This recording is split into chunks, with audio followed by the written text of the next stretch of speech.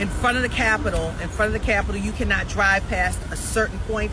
They've got the streets blocked off because of what's happening in Iran, the U.S. strike on Iran.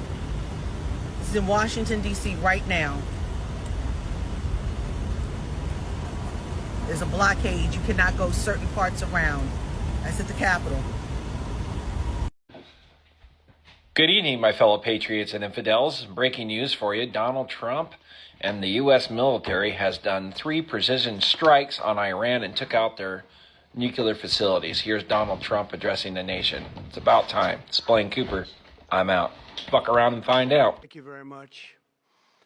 A short time ago, the U.S. military carried out massive precision strikes on the 3 key nuclear facilities in the Iranian regime: Fordow, Natanz, and Esfahan. Everybody heard those names for years as they built this horribly destructive enterprise.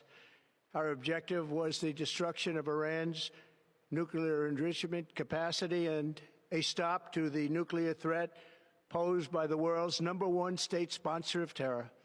Tonight, I can report to the world that the strikes were a spectacular military success.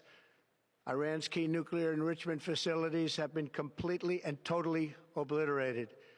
Iran, the bully of the Middle East, must now make peace. If they do not, future attacks will be far greater and a lot easier. For 40 years, Iran has been saying death to America, death to Israel. They have been killing our people, blowing off their arms, blowing off their legs with roadside bombs. That was their specialty. We lost over 1,000 people, and hundreds of thousands throughout the Middle East and around the world have died as a direct result of their hate. In particular, so many were killed by their general, Qasem Soleimani. I decided a long time ago that I would not let this happen. It will not continue. I want to thank and congratulate Prime Minister Bibi Netanyahu. We worked as a team like perhaps no team has ever worked before. And we've gone a long way to erasing this horrible threat to Israel. I want to thank the Israeli military for the wonderful job they've done. And most importantly, I want to congratulate the great American patriots who flew those magnificent machines tonight, and all of the United States military on an operation the likes of which the world has not seen in many, many decades. Hopefully, we will no longer need their services in this capacity. I hope that's so. I also want to congratulate the chairman of the Joint Chiefs of Staff, General Dan Razencane, spectacular general, and all of the brilliant military minds involved in this attack. With all of that being said, this cannot continue. There will be either peace or there will be tragedy for Iran far greater than we have witnessed over the last 8 days. Remember, there are many targets left. Tonight's was the most difficult of them all, by far, and perhaps the most lethal. But if peace does not come quickly, we will go after those other targets with precision, speed, and skill. Most of them can be taken out in a matter of minutes. There's no military in the world that could have done what we did tonight, not even close. There has never been a military that could do what took place just a little while ago.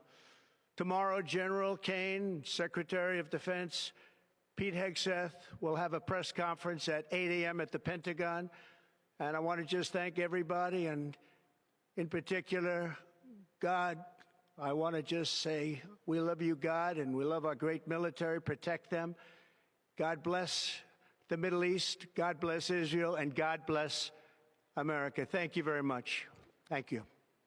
We have some major news. The Iran foreign minister just issued Iran's first official response to Donald Trump's attacks against them, and it's clear that they're hinting at retaliating against the United States. Iran's foreign minister, in the middle of the night in the United States, just issued this statement on X or Twitter saying, quote, "The United States, a permanent member of the United Nations Security Council, has committed a grave violation of the UN Charter, international law, and the NPT by attacking Iran's peaceful nuclear installations. provisions. The events this morning are outrageous and will have everlasting consequences. Each and every member of the UN must be alarmed over this extremely dangerous, lawless, and criminal behavior. And this is the really important part. In accordance with the UN Charter and its provisions allowing a legitimate response in self-defense, Iran reserves all options to defend its sovereignty, interest, and people. So obviously, the Iran foreign minister is hinting at a response from Iran toward the United States, whether it be in this paragraph talking about a legitimate response in self-defense, or saying here that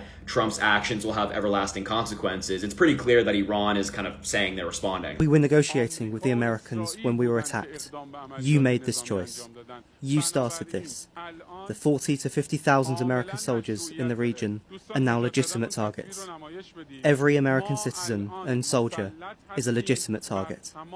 We were negotiating, we were using diplomacy, but now you've chosen for the blood of your soldiers to be spilt. The American president in the White House chose to collect the coffins of 40 to 50,000 American soldiers. We will start this, and we will show not only your military presence or military bases in the region, even the presidency of Trump